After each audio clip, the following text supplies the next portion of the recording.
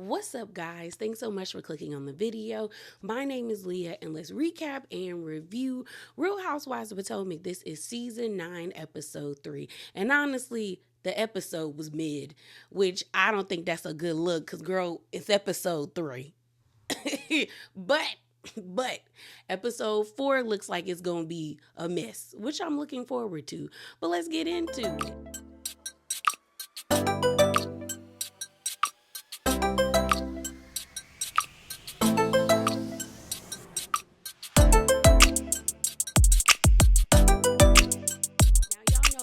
Normally, this would be the portion where I do spicy corner, but there was too much going on as it pertains to Potomac. So I did the drama video. I'll put the thumbnail on the screen and also put the link to the video in the description box below. But it's time stamped. So if you want to know my thoughts on like Karen and this whole DUI and her case about it not getting dismissed or her trying to get it dismissed, and the court said, no, girl, we're going to have this 2-day trial, as well as Mia and Colin Gordon, a predator, and the taglines. Out of all the taglines, if I'll give like a brief synopsis, I like Kiarna's the best. I think hers was like, I own a business, I mind my business, and I stand on business. I liked it. And I like Stacey's, where I think Stacey's was like, I host shows and I still show, something like that. Everybody else's taglines I thought were very mid. But if you really want to more like in-depth, like thing about like how I feel about it, check out my The Drama video. But let's get into this, talk about it. So the episode opens up where it left off, where we got Giselle kicking Stacey, Mia, and Jazzy out of her G&A event that's supposed to be for the National Brain Tumor Society. So it's a charity event. And so Stacey is appalled. And I feel like what made it worse is that not only was Giselle kicking them out, she also called security and she made a scene. So Stacey is like, are you serious? Like, Jazzy is pissed and Mia is also pissed and irritated. So Stacey is like Ashley, because now Ashley has made it over into the huddle while Giselle is like, William, because I think that's what the security guard's name is. She's like, William, get them out of here. And William is like, come on, ladies. And Stacey is like, Ashley, didn't you tell us to be here by 8:00? And Ashley's like, yeah, but it's 8:04 now. And I know Stacey wanted to cuss Ashley out and call her a bitch because she looked at Ashley like, are you serious? So Stacey and Mia get the walking out because they're like, are you serious, Giselle? Like they're dumbfounded. And so they're walking down the platform and Stacey is like, I have never in my life experienced something like this. Like like the audacity of Giselle. I know Stacey probably called up her friends. I don't know if Stacey has siblings and was talking about Giselle like a dog, because I would have did it. I would have did it. I would have called my sister real quick and would have called that lady everything but a child of God. Because the thing about it is, like, do I think Giselle is justified in being frustrated and upset with the ladies? Yeah, because if they RSVP'd for her event first, they should have went to her event first. Like, I think they should have went to Giselle's event from 7 to 8, and then if they still wanted to go to Karen's event, then go to Karen's event. But especially if they wanted to do both events. But I feel like Giselle kicking them out was stupid on her part, and you can tell that she was dealing with feeling disrespected and feeling some type of way and being in her ego, because it was a charity event. Y'all were trying to make your goal of $15,000 and you kicked these women out and you had another hour of the charity event left. And I'm looking at Giselle like, girl, if you were smart about it, you should have guilt tripped them into paying you some money. Because the way I would have played it, I'd have been like, thank y'all for coming. I'm glad you're here. I'm a little offended that you chose to go to Karen's event knowing that you RSVP for my event first. But the way that we could smooth all of this over is if you're so into the charity fund. And I would have pulled up the little plaque that they had with the QR code on it and said, give us at least like $200 and call it a day, But no, Giselle was so frustrated and pissed that she kicked the ladies out. So you then have Stacey and Mia in the sprinter, and you have Jazzy chewing out Ashley, being like, Ashley, you told us to be here at 8:00. It's now 8:04. And then when Jazzy started speaking in military time, when she said, you told us to be here at 20:00, I said, oh girl, she mad. Like, she is mad. mad that you kicked her out of this event. And so Ashley is like, well, really, Giselle is really should be upset with Karen, not the ladies. Like, Karen is the one that put everybody in an awkward predicament. And to Ashley's, what Ashley's saying is true, but also Ashley is a chaos demon, because Ashley knew for a fact, because Giselle told her, if they don't make it here by 7:30, tell them not to come. And instead of being a real friend to Giselle, not wanting to make a moment with the ladies coming late because she knew Giselle was going to chew them out, she should have called them back and been like, hey, Giselle said if y'all don't get here by 7:30, don't come. But she didn't do that. She didn't. So then we see Giselle talking to some guy, telling, and she's like, I'm not wrong. And the guy's like, well, no, you're not wrong. So then we see Vivian get into the sprinter with the girls, being like, Stacy, where you, like, what happened? I said, Vivian, you was in the huddle. You know what happened. You saw that lady kick them out. I said, I see you, Vivian, trying to get screen time. I'm not mad at it. And Stacy was like, I have never. I'm like, I'm shaking. I said, Stacy. Mia calling Giselle's house a Willy Wonka, saying she tired of her tired fashions, and she classless, and she tasteless. And when Mia said, I don't do classless, I don't do tasteless, I said, you very much do both. You very much do both, but I understand you mad right now, so I'm going to let you have it, Mia. I'm going to let you have it. And so we then see Ashley, two guys and her friend that we've seen multiple times. She looks, I think the lady's mixed, because she doesn't look like she's a total Caucasian woman. There's a sprinkle of something in there, okay? And she comes down the steps with them, and they're like, oh, let's take they had a plaque that had a cue card on it. She was like, well, since they here, we might as well take it to them, because y'all need to get to y'all 50K. And so while everybody else is in the sprinter irritated and just appalled and like pissed off at the fact that Giselle just kicked them out, you got Ashley and her friends walking up to the sprinter with the plaque. And Jazzy was like, Fahmy, shut the door so we can leave. It got to the point where Jazzy actually shut the door on Ashley, and it kind of clipped her on her shoulder. And Ashley's like, that's harassment. And Jazzy was like, that's not harassment. It wasn't that hard of a closed door. Get off my sprinter. Ashley, go to bed, because the bag's underneath your eyes. It's time for you to go to sleep. I said, ooh. Oh, you got her right there. So then Ashley was like, oh, I'm going to leave the plaque here. Honestly, Ashley and her little friends are bold, because that would have, like, if that were me, that would have sent me. Like, that would have pissed me off so badly that I would have threw that at them. Because what you're not about to do is laugh at me after getting kicked out of an event. Because it's already embarrassing to get kicked out of a charity event. Then you have security escorting me out. And then you have the audacity and like the... it's just the audacity for you to come to my bus or my car and ask me to donate to your raggedy charity after you kicked me out of the event. Like, if I was Jazzy, I'd have took it and threw it and have been like, bye, and shut the door. Because what you're not about to do is, because now it feels like you're trying to make fun of me. Because the guys and Ashley's little friend and even Ashley were like laughing, and I was like, ain't nothing funny. Like, that would have pissed me. Like, Ashley, girl. So we see Giselle toasting and Ashley and them toasting in the event. And then you see Mia being like, yeah, F Giselle, like, let's go. And so then the sprinter drives off. Have is a few of the ladies meeting up at Stacy's house. And so we have Jazzy getting there first. And Jazzy and Stacy are just like talking about what happened at the GNA event. We find out it's only been 18 hours since the GNA event. And so Jazzy is just like, I can't believe we got kicked out of that event. And so Stacy is just like, yeah, like, do we need security? Because why does Giselle need security? Like, we gonna need security to be around these women? I said, girl, you might need to, especially being around Mia. Okay, you might. You know? And so honestly, Giselle don't need security. She does that for dramatic effect. But they're just sitting there just being still like taken aback by being kicked out of the party. Also, Stacy, that spread of food was it wasn't good. I don't know why y'all just be thinking champagne and crackers and cheese is enough. Get you a fruit tray or a vegetable tray. Y'all act like vegetable and fruit trays aren't like $10 or $12 at Walmart or Target. Or at your local Harris Teeter or, Kroger's, Publix. Like, I just don't want to eat crackers, cheese, and wine. I needs more, okay? I'm an adult.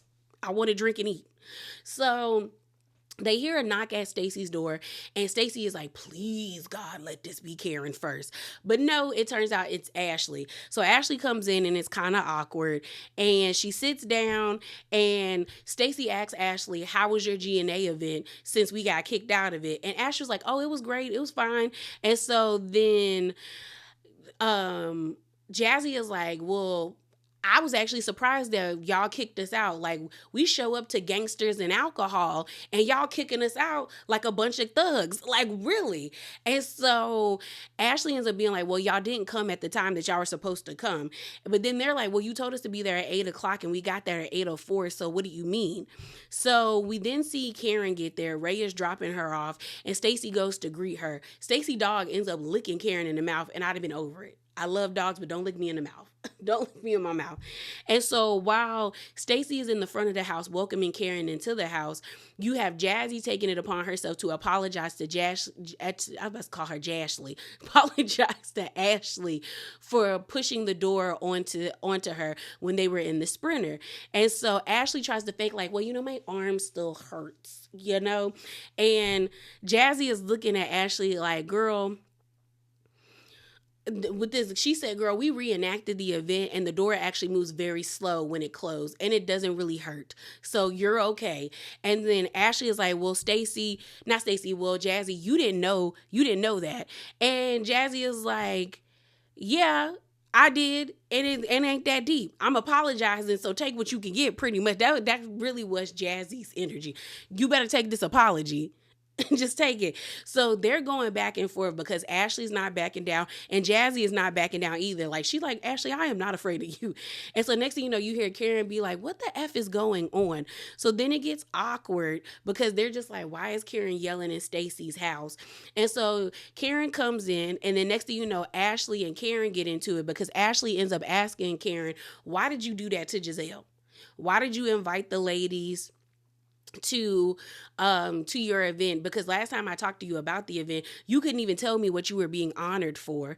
And so Karen is like, well, I know what I was being honored for, and I wanted the ladies to be there. I guess initially Karen didn't want to invite any of the ladies. She was going to have them go to Giselle's event, but then she changed her mind the day of. And so Ashley feels like Karen sent that out to like deflect with all of the press about like her DUIs and everything. And so then Ashley and Karen start to really argue, and Karen ends up being like, you know what, Ashley, I deserve to have the ladies at my event. Anyway, I felt like my birthday party was an inquisition and it was shady, and all of y'all were coming at me. So I don't know what you're talking about with meaning that I was like deflecting by having the women come to my event. And so Stacy steps up for Karen, and she's like, well, what she said, Stacey ends up being like, well, Karen answered everything. Like, she answered everything that y'all asked her about. So then Ashley ends up being like, well, Karen, you keep deflecting and you don't want to speak about the event. Like, you could have seriously harmed somebody. Somebody could have died. And Karen's like, so have I could have died too. And I'm glad nobody got hurt in the accident. And so, and then Karen ends up bringing up, well, Ashley, you are saying that I'm deflecting, but when your husband was pinching butts 1, 2, 3, and 4, when we was asking you about that, you were deflecting all, like, every time we asked you about it, you kept saying it was a legal matter. So then they flash back to 2019 where Ashley and Giselle were having a conversation where Giselle asked Ashley, so you okay with your husband fondling other men's butts? Then one of my favorite Karen scene is, I think this is season 4, where they were at Katie's farm, and Karen is like, tell your husband not to drop the soap, clankety clank. That was one of my favorite, because she was really giving it to Ashley. And you got Jazzy kind of looking at Ashley like she got a point. Like, you weren't being very transparent about that. So then Karen starts to get pissed because Ashley is like, that case was everything to do with Michael. It had nothing really to do with me. Your case has everything to do with you. But then I was like, if you use that logic, Ashley, when y'all were coming at Karen about her Ray's tax issues, then that had everything to do with Ray and not Karen. So Karen then gets up mad and said she ends up being like, when you gave me those 4 Uber cards, and they flash back to the Hatitude party, and I guess she spent like $200 on Uber cards. She said, I should have gave them back to you and told you to use the money to get them corns off your feet. And I guess Ashley has 2 bunions on her feet. Then Ashley did something that would have sent me if I was Stacy. She decided to put her foot on her kitchen counter. I said, that lady don't respect you, because there's no way Ashley would do that in like anybody else. I don't know.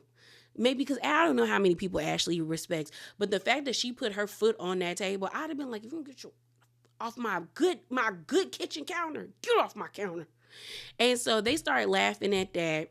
And then I think Ashley is like, you should worry about going to jail, Karen. And so everyone's like, and even Karen is like, and Ashley said, well, you brought me to it because you brought up my white man, or I think she said white man or white meat. And Karen was like, I was talking about the corns on your feet, girl. What are you talking about? So then I think Stacy is like, well, how do we move on from this? She was like, we apologize. I think Karen is like, we apologize and we move forward. And so then they then start talking about the GNA event. And so Stacy is like, I don't think me or Jazzy are going to be able to move on until we get an apology from Giselle. And Karen was like, well, Giselle was definitely wrong for kicking y'all out. And I'm like, well, Karen, you're the reason they got kicked out. So was Giselle wrong? No, not really. I mean, she was and she wasn't. It is what it is. Giselle's energy should have just been dedicated towards Karen. But, Ashley ends up being like, I don't know if y'all gonna get that apology. And Stacey is just irritated because she's just still outdone at the fact that she got kicked out of that party. What we have is of Wendy, her mom, and her daughter, and they're cooking. Her daughter is too cute, and all that hair, I said, girl, beautiful. But Wendy kind of got on my nerves that she was acting like she didn't know what's like the vegetables that her mom was showing. Like she was trying to act like the fish smell, and I mean, it smells like fish.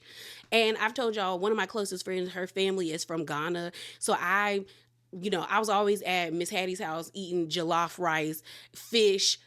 She's the reason why I love Brussels sprouts the way I do, is because of the way that she cooked them. When I found out that you could cook them that way, I was like, oh, okay, I can eat this. So it was just kind of like, Wendy, I know it smells, but it don't smell that bad, girl. Was you fanning it off like that? That's why your mama probably was asking, is you pregnant? Because why you asking this way? So we end up, but before I get into it, Susie, stay this color. Okay, that's all I'm gonna say. Stay this color because she looked brown. The last time we saw her last year, that was not Susan. That was not Susan. Here's my thing. It's just crazy how like colonialism really messes with people's minds. That she like, because bleaching has never made sense to me. I've seen so many documentaries about it, and honestly, none of the people who bleach, look at Sammy Sosa. That man scares me. Okay, he don't look the same. Have y'all seen Tommy from Love and Hip Hop? Now, I don't know if that was just like clickbait or if that was like for real, that lady, it has bleached her skin, because she look a mess. And I was just hoping it was the lighting. But then someone was like, lighting don't make you look like that. I said, it don't. Oh my gosh. Tommy is cuckoo for Cocoa Puffs, but beautiful. My God, today. She look a mess. But Susan looked good in this color. So stay that color, Miss Susan. So we find out that 5 days prior, they were at like some event, and Mia had invited all of the girls to go with her to Lake Norman in North Carolina. That's where I guess Mia was like born and raised, or where she grew up. And so everyone's like excited to go. You have, what's her name? Wendy excited because she's like, I'm turning 40 while we're out there, so we're going to be there for my birthday. So she's super duper excited. Now, mind you, ain't nothing to do at Lake Norman. It really isn't. I told y'all, went to school, Aggie Pride, okay? Shouts out. We had homecoming last week. I should have went. It looks so much fun. G-Ho looks so much fun this year. But I'm going to be there next year. But what was I about to say? Oh, my bad, y'all. Had a brain fart. But basically, she was like, oh, we're going to the Queen City, going to Charlotte. Mind you, Lake Norman is like an hour and like 40 or 30 minutes outside of Charlotte. And it's a pretty area, but there's literally nothing to do. if we keeping it a buck. Honestly, if they wanted to have the whole lake experience, they could have stayed in Charlotte and just went to Tigakay, which is in South Carolina. That's maybe like 20 or 30 minutes from downtown, and it's just as a pretty lake, and like there's still stuff to do. But when she was like, we're going to the Queen City, and I was like, no, you're landing in the Queen City and driving an hour and 30 minutes to Lake Norman. You near Morrisville, if anything. So I was just like, girl, okay, Mia. So while they're in the kitchen and the mom is cooking, I don't know, Miss Susie makes me laugh. The way she was blessing that wine when she was drinking it. Wendy ends up telling her mom that she got a phone call from Eddie's dad who wished her happy Mother's Day. And so the mom is like, oh, wow, like for real? Like, I'm happy things are changing around.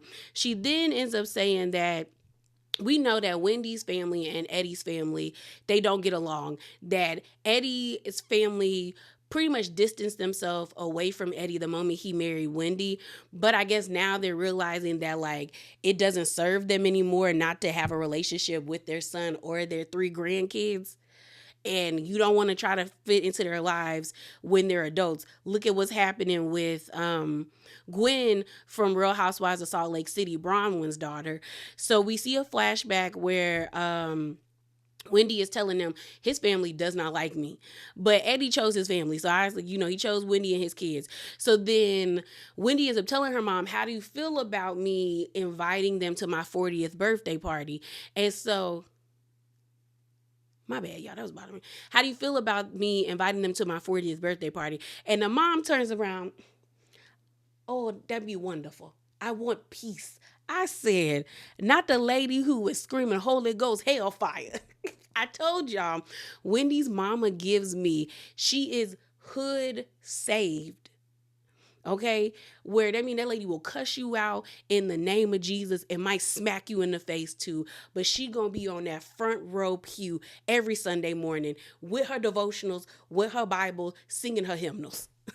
Because I said, girl, but basically, I guess the situation that happened between Eddie's mom and Wendy's mom is that they used to be friends, but they lost out of touch for some reason. And then when Eddie and Wendy got together, I guess they weren't happy about it. Like they didn't want their kids to be together. So I want to know more about this. Like what really went down with Mama Susan and Eddie's mama. So then, Susan ends up saying how like the last time she saw their family was at their oldest or maybe their middle child's christening, and like she went up to hug the mom and the mom paid her dust. So she says now if she come up to me and start acting funny, she better pray, because I'm praying to God that don't nothing go down. I told you that lady give that she'll put hands on you if she feels disrespected. The next thing we have is of Kiarna with her mom visiting at Greg and her place because he got a root canal. So Kiana's cooking breakfast, trying to get some food in Greg before he takes his medication for his root canal. And the mom sits down. Mind you, her mom is really pretty. Kiarna has her face. I thought her mom was like her older sister. She looked good. The lady looked good. And so they sit down and, Kiarna ends up letting us know that there have been delays in the house with that they're building. Now, I'm going to be honest. I don't know if I would make such a big commitment with somebody if I wasn't like on the path of marriage. Or I know a lot of people are like, straying away from marriage, but I'm like, if we're moving into a house or getting a house built, we would have to have paperwork that would solidify that like I get this portion when we sell this home, or like divvying out assets, because being like on the line for a house is a lot, even when you're breaking up. So I'm just like, I don't know, girl, but she is really in her my man Greg mode. We found out that Greg is a father of 3 and he's been divorced before. So the mom is really like, girl, when you get in that ring, when you get in the ring. And Kiarna is like, she don't want to come off like a thirsty girl for the ring. Now, I'm not going to lie. The way the mama and Greg was hugging, I was like, but I could have been reading into it. Because I'm telling you, I thought the mama was the sister. But Kiarna just ends up saying that like she just doesn't want to come off thirsty. But the mom is like, when you gonna get the ring? And so Kiarna is just like, well, family first, because she is like, she wants to be a part of his girl's life, because I think they're all three girls, and she says she has a decent relationship with them. And she was like, the mom said it was like family, I think, no, it was God, family, then the money. And Kiana said, yeah. And Kiana made a face. And I said, that's the way it should be. Get that money, girl. Don't be marrying no man without no money. So then the next scene after that we see is Giselle's girls. They're getting ready. Angel and Adora are going to prom. And it was actually nice. It was cute to see Kyle doing their hair. Giselle's kind of feeling down because her dad would always be there for special events. So like homecoming, prom, graduations, anything, like her dad was always there for them. So she's kind of feeling some type of way. I thought it was hilarious when Kyle was like, I think Giselle was like, what kind of dance moves are y'all going to be doing? And Adora was like, no, I think, was it Adora?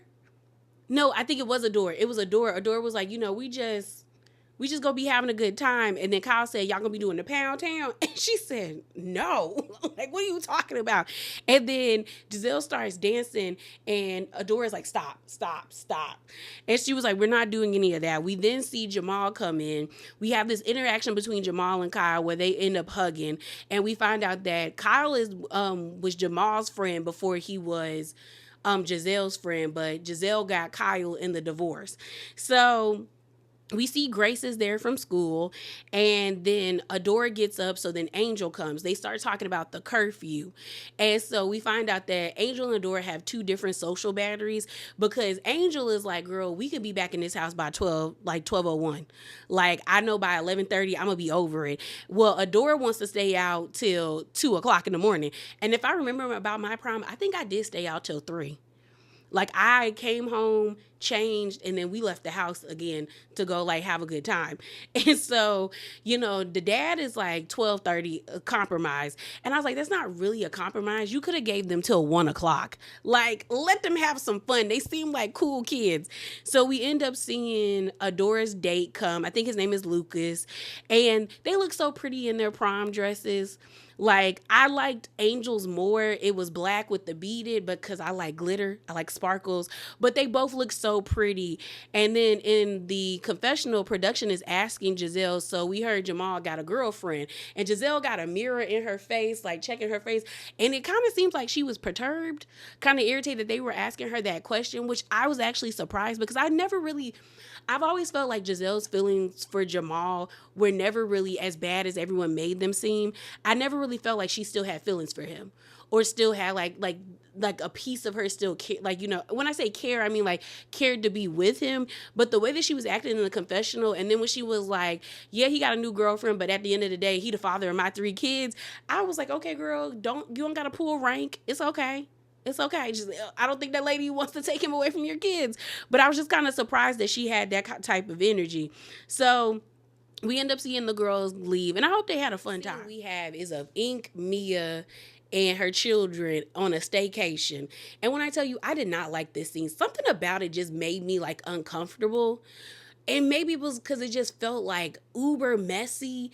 And I you know what it is? I don't like how fast Mia is like immersing her children into her life with Ink.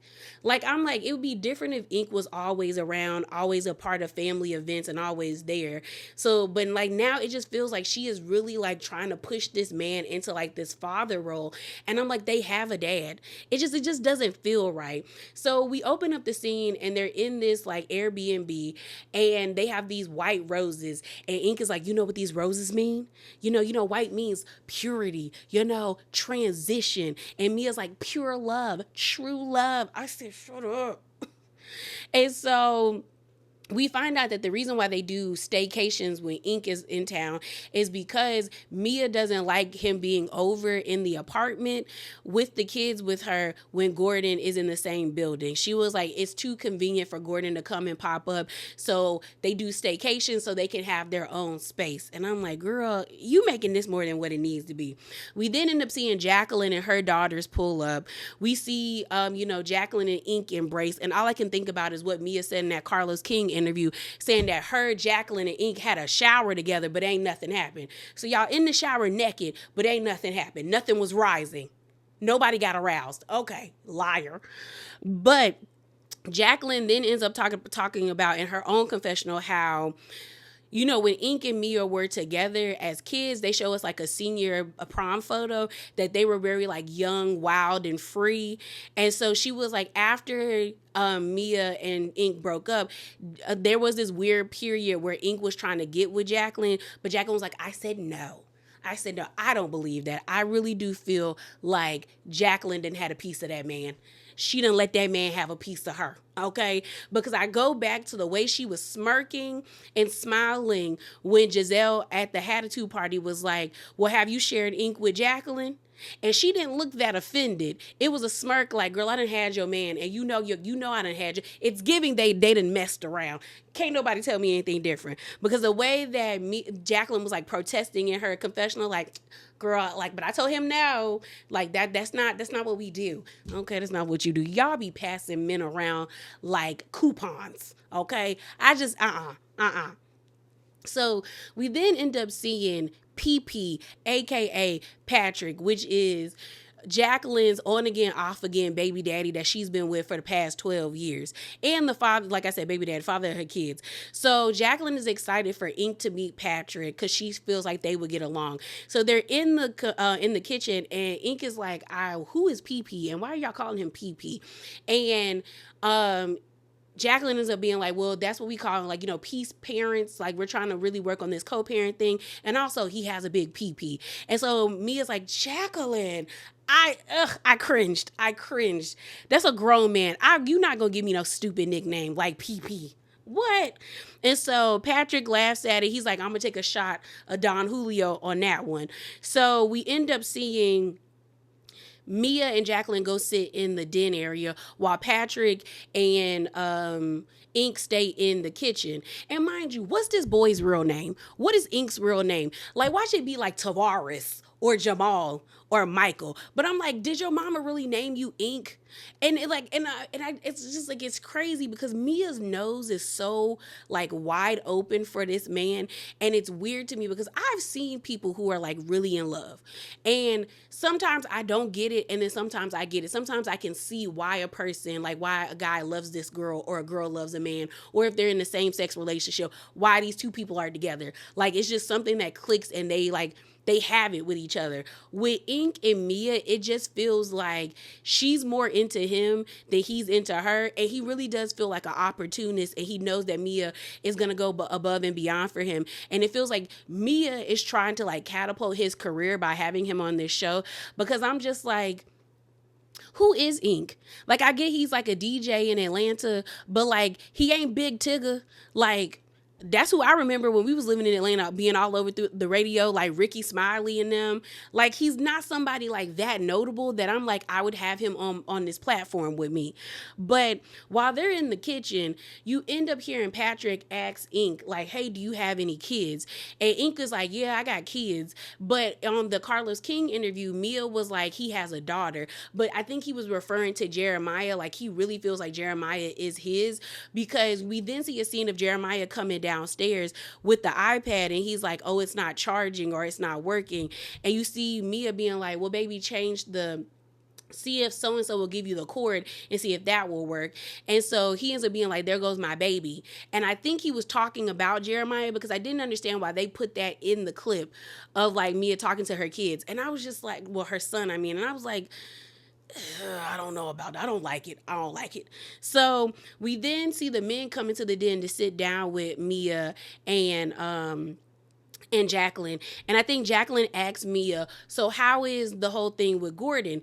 And at first, Mia was trying to keep it cute, where she was just like, I want my kids to have like a positive role model. No, she said this in her confessional. She was like, I want my kids to have a positive role model, to have a father figure, because I grew up without a father figure. And then they flash back to like Mia's, like, I guess, first or second season, where she lets us know she was in the foster care system. But I'm like, you want your kids to have a positive and healthy, like, like role model, but yet you sat here and bashed the man, because she ends up being like, well, he asked me about getting a hangnail out of his foot. He asked me about coffee. He needs this, he needs that. And Patrick seemed to be the only one with compassion that was trying to give Gordon grace by saying, well, this is a big transition. You got to give him time. Like, you are in his face with this new man. You moved on very quickly. You have to give him a chance. So then they move on from that, and like we go to Stacey. We end up getting this scene, like I said, with Stacey, where we finally see JT. Shouts out to the Bell Perspective TV, because I watched one of her reviews, and she said that JT looks airbrushed, and he does. He looks fake. Like, JT gives like mannequin, like uncanny vibes. Okay, like he low-key kind of scared me. Like, he looks like a light-skinned version of William from Girlfriends, but William felt real. JT doesn't feel like a real person. I also feel like JT is not that into Stacey. Like, he had more like of a connection or more of a chemistry with the personal trainer than than Stacey, because the way he hugged the personal trainer and he was like hugging Stacey, it just felt very awkward between them. Like, it just felt weird. So pretty much they're working out together. Stacey ends up saying that after she realized that her divorce was actually happening and she was being around JT, she ended up starting really catching feelings for him, and she couldn't hide it. So then they got to they started dating each other. They start working out, and she's like, they do this team workout together. They end up stopping, and she's just like, so how much do you want to sleep with me? And he says Q. And so but she was like, say it on a number from 0 to 10. And I'm like, it just feels awkward between them. Like I told y'all, I really do feel like he's a rebound. Like, I don't think that like he really likes her like that. It just really feels awkward. It just feels awkward, bro. And I don't like it, because I'm just like, and I saw somebody online say that it gives Walter and Kenya vibes, and it kind of does, because it doesn't really seem like this man is into her. So they end up talking because JT, I call him, I think it's TJ. I keep calling that man JT. I got JT on, JT coming, JT. I got that song. TJ ends up like saying that, like, how is your divorce going? And she's like, she doesn't want to. Stacey's like, I don't want to talk about that. And he's like, well, we kind of need to talk about it because I don't want to get played. But I'm just like, they don't need to be together. It's weird. Their vibe is weird. It feels like, I don't know if TJ is waiting until she gets a divorce so they can be intimate, or she's talking about she's willing to wait until they get married. But I'm like, you just are about to get out of a 16-year-old marriage. Why not wait and, date or be alone or something like this? It just feels like a rebound, and this relationship just doesn't feel genuine. It feels like Stacey is trying to force something to happen because she is actually upset at the fact that she is getting a divorce. From Stacey and TJ, and we head to Mia's new apartment. Mind you, they let us know that Mia has moved 4 times, and each time she has moved, the space keeps getting smaller. Now, this apartment was actually very nice, but I was just like, girl, okay, miss, I had a trust fund and I was a stripper. Where the money at? Where the trust fund money at now? But we see her making cookies with Ink, and Ink is asking her how she feels, how are the kids? And she was like, they're happy because I think they know I'm happy, and that's all that matters. And Ink is like, yeah, that's all that matters. So then he ends up asking her, how do you feel about Auntie? And I said, who are you calling Auntie? And they were talking about Giselle, and Mia was like, well, she apologized. I'm like, pause, sir. Mia's about to be 40. You have to be the same age as Mia, because I think Mia's like, Google says Mia's 39, which I feel like is a lie, but I'm going to let it go, because Mia give every bit of 41, 43. Okay. But if she's 39, you have to be 39 or 40. You're an uncle. She's an auntie. So I don't know how you calling Giselle an auntie when I'm like, bro, that's what you is. What? So Mia ends up saying that Giselle actually apologized to her. So we actually see, I think, a flashback scene where her and Giselle had a sit down the day prior, where Giselle ends up being like, I'm sorry, I was taking out my frustrations on you, and really my issue is with Karen. And Mia accepted that. So then that's when Ink asks about Karen. So all of a sudden, Mia starts whispering about how Karen's case is now criminal. And she was like, at first I was annoyed, but then I laughed because she was like, why are we whispering? And he was like, because we don't want nobody to know she got a court case. And then she was like, it's embarrassing. It tickled me. It was shady as hell, but it tickled me. And so Mia says she checked online, and it does say that Karen's court case is being held by the criminal circuit court.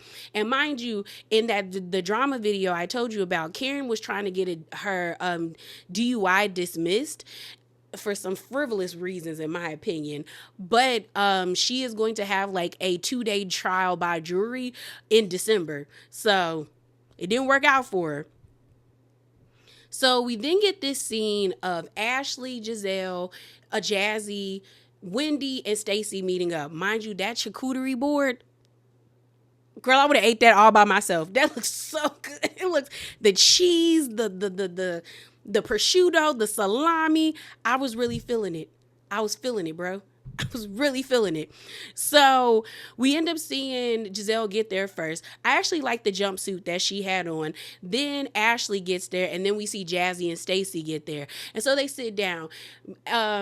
Giselle feels like Jazzy and Stacy are under some type of Karen spell, but she know Karen for her works, and she know Karen is working for the devil right now, trying to cause dissension and confusion amongst the group and amongst her and the girls. So they sit down and like they hug and all that stuff. And Jazzy is like, I'm surprised, Giselle, you know how to give like a proper hug to people, especially after what you did to me and Stacy. And so Giselle actually apologizes, where she's like, you know what? I'm sorry. I shouldn't have treated you guys that way. My energy should have been for Karen. The same spiel that she gave Mia. So then Wendy pulls up in there in her red suit, and she sits down, and she's like, what's going on? And she was like, Giselle just apologized. And Wendy's like, this Giselle. She said this got to be a doppelganger, a clone, one of them creatures from us. But this Giselle apologized. All right. And Giselle pretty much says that like her anger and her wrath legit should have just been for Karen. That's what she keeps saying in her confessionals. So it didn't really hurt her to apologize to the ladies. Talk about going to Charlotte, which really they're not going to Charlotte, Lake Norman. And Wendy lets it be known it's going to be during my birthday. So she's super duper excited. They then start talking about Stacy and her divorce. So Giselle is like, Stacy, so I heard you got 2 kids. And Stacy was like, no, girl, I got one. My daughter, Arabella, she's so beautiful, so smart, so talented. And, you know, I was in a marriage for 16 years and we're currently getting a divorce. So then Giselle was like, you kind of feel kind of sad. Like, it kind of feels like you're sad about it. And Stacy is like, I'm never going to be happy about getting a divorce. And I'm looking at Giselle like, it makes sense why you were happy to get a divorce, because Giselle ends up being like, well, I was happy the closer my divorce came. Yeah, because that man was having babies with everybody in the congregation. We don't know why Stacy and her husband are getting a divorce, other than Stacy saying that they really grew apart in the past 16 years. So she probably doesn't like, it doesn't seem like Stacy really wants to divorce her husband, but she probably feels like it might be best for their relationship as a family. So she's just kind of like, girl, I'm not gonna be happy about a divorce. So then Ashley ends up being like, well, you know, Stacy got a best friend. So then Giselle's like, oh, okay, so you got a man, so you moving on, so no wonder why you happy. Stacy looking at Ashley like, did I tell you could tell my business? And so then you see Jazzy and Wendy make a face at each other like, ain't she messy? Ain't she just go, you tell her one thing, she tell all your business. This is what she do. This is what she do. And so Ashley ends up being like, did I do something wrong? Like, he's your best friend, so I don't get why you're like upset. And then she's in her confessional being like, Stacy talks about Vivian all the time. So, and that's her friend. So if she's talking about TJ, why can't I talk about TJ? And so I didn't know you were like ashamed about it. So then Stacy's like, Ashley, I'm worried about the mental health of my daughter. Okay, I'm not ashamed about my friend. I'm ashamed about the way you brought it to this table. I said, oh, this is the type of carrying on I like. Because she said, girl, I'm not ashamed of my man. I'm ashamed of the way you brought it up. You should be ashamed of yourself. I said, oh, that's Stacy. I liked it. Claps. That was so, like I told you, that's the type of mess I like. You know, just nice, nasty. Just love it. I love it. Because Ashley couldn't really even say anything because she ended up apologizing, being like, "Oh, I didn't know you didn't want everyone to know. You want to take it to person to person. Nah, you didn't think Stacey was gonna clock that you was being messy." So we leave that scene and we end up seeing the girls get ready to go to North Carolina. They all show up at the airport except Stacey. Giselle is kind of in a good mood, but she pretty much says, like, I ain't got no beef with the rest of the ladies. The person that I really want to have a conversation with is Karen Huger, and we're gonna have a conversation, okay? And so everyone is like, where's Stacey? Like, where's Stacey at, bro? And we end up seeing that Mia got a phone call from Stacey where Stacey says that, like, in honor of her uncle, because she said her mother's brother, she doesn't fly because he passed away in an aviation accident. She doesn't fly in the month of May. I was like, girl, what? I don't know. Maybe that's like superstition. I don't know how that's honoring somebody by not flying. Like, is it did he die on a specific plane and you don't want to ride there? That doesn't make sense to me. So Stacey said, you know what, bro, I'm driving there, okay? We gonna drive there, okay? And so they're like, okay, Carol, we'll see you there. So we see everybody get on the plane. We see the girls in first class drinking and laughing. Mia knocked out. So then when they get to the airport, they split up into 3 different cars. So Karen and Mia are in a car together. Then Wendy, Giselle, and Jacqueline are in a car together. And then Ashley, Jazzy, and Kiana are in her car together. So in Kiana, Ashley, and Jazzy's car, they're having a conversation that honestly Ashley was not a part of. It seems like they were ignoring Ashley, where Kiana and Jazzy were like bonding on the fact that they are in relationships, that they've both been in their relationships for 2 years. Jazzy is her man's first real relationship. He's like 3 years younger than her, but he does have kids. She threw some shade at the baby mamas.